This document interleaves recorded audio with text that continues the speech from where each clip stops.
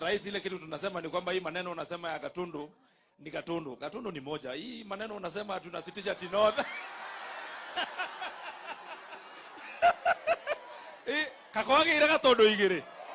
Gatundu na ile tiemwe. Nishatuekile igire. Sasa tunafurahia sana rais kukuja hapa, lakini iko jambo moja peke yake tu hapa.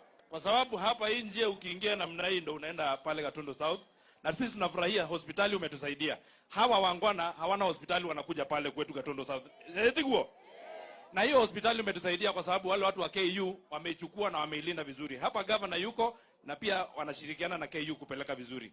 Lakini pale iko shida tu moja kidogo. Iko barabara yenye inashikanisha sisi pale juu, hii ya Maumau yenye inashikanisha Gatundu South na Gatundu North. Na iko ingine kutoka pale Kagema kwenda Karato ulipeana ukakuja ukaanzisha imekwama kidogo. Lakini najua wadosi wako hapo.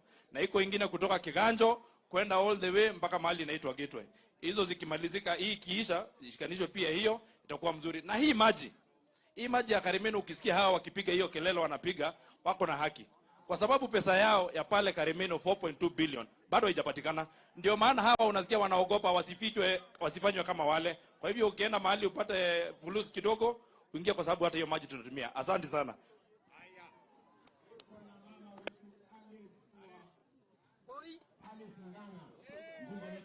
Adaka Mwangi Mwathani agocwo.